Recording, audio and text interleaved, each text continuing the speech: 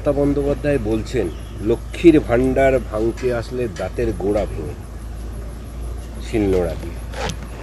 উনি খালি ভয় দেখান এই এনআরসি হয়ে যাবে, সিএ হতে দেবো না, সিএ হয়ে গেল, এখন এনআরসি ভয় দেখাচ্ছেন।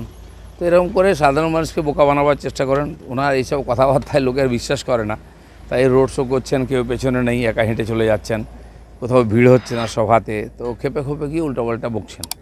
এখন শেষ পর্যন্ত কেবল কলকাতা আশপাশটা বাঁচাবার চেষ্টা করছেন, বাকি সব হাতের বাইরে চলে গেছে।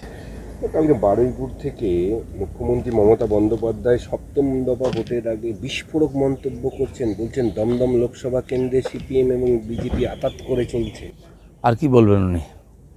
সিপিএম বিজেপি আতাত, সিপিএমের অফিস খুলে দিচ্ছেন, চা খাওয়ার পয়সা দিচ্ছেন, নির্বাচন করারও পয়সা দিচ্ছেন বিভিন্ন জায়গায়, এসব আমাদের কাছে খবর আছে। তাদের সভাতে লোকও পাঠিয়ে দিচ্ছেন কখনো কখনো, আর গিয়ে এখানে কুস্তি করে বেড়াচ্ছেন। পাটনায় চা খাবেন, লখনৌ নাস্তা করবেন, আর ওখানে গিয়ে পাওভাজি খাবেন মুম্বাইতে, এসব তো লোকে দেখেছে কে কার সঙ্গে আছে।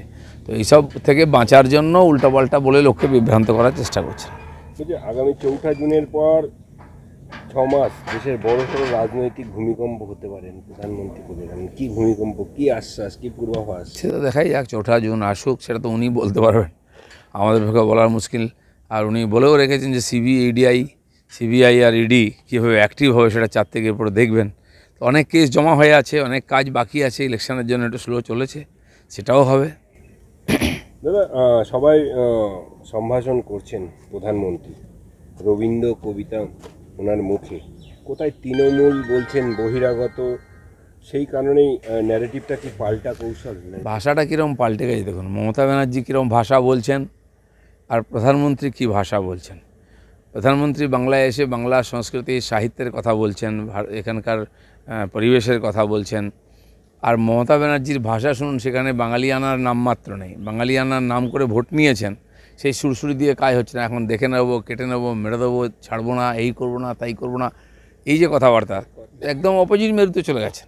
মমতা ব্যানার্জির কথাবার্তা ভাষার মধ্যে আর বাঙালিয়ানা নেই। প্রধানমন্ত্রী কিন্তু এসে বাঙালি হয়ে গেছেন। দাদা, মাটিয়া পুলিশে অভিষেকে প্রচারে মমতা, ওকে আপনারা এবার ভোট দিয়ে যেতেন। আমি ওকে মাঝে মাঝে বলি, তুই যা কেন্দ্রে দেখাস কেউ পারবে না। দেখুন, দিল্লিতে একটা পরিবার আছে, সেখানে দেখি মা মেয়ে ছেলে মিলে পিকনিক করছেন, ঘুরে বেড়াচ্ছেন, একে জড়িয়ে ধরছে, ফটো তুলছেন, রাস্তায় দাঁড়িয়ে মাকে সেলফি তুলছেন, যেন মায়ের সঙ্গে কত বছর পরে দেখা হলো।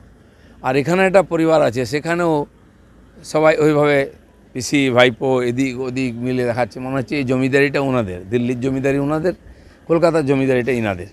মানুষ এই জমিদারি প্রথাটা পুরো উচ্ছেদ করে দেয় এই ইলেকশনে। উত্তর কলকাতা শুধু কুণাল দমদম, হঠাৎ এবার উদ্যোগে মমতা বন্দ্যোপাধ্যায় রোড শো শেষ, দুজনেই দেখে তৃণমূল।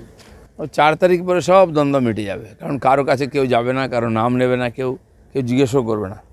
মানুষ সব হিসাব মিটিয়ে দেবে, মানুষ দ্বন্দ্ব মিটিয়ে দেবে। আপনাদের বিজেপি নেতা শুভেন্দু অধিকারী বলছেন যে আরএসএস না থাকলে মমতা ক্ষমতায় আসতে পারত না। আমি জানি না, আরএসএস কারো ক্ষমতায় আনে না, কারো ক্ষমতা থেকে সরায় না। হতে পারে তখন তিনি মমতার সঙ্গে ছিলেন, কি হয়েছে না হয়েছে আমার জানা নেই।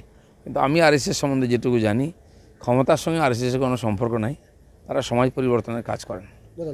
সিএতে এবার প্রাথমিক নাগরিকত্ব পেলেন বাংলা আধিকারিকরা, শেষ দফায় ভোটে আগে সিদ্ধান্তের কেন্দ্রে।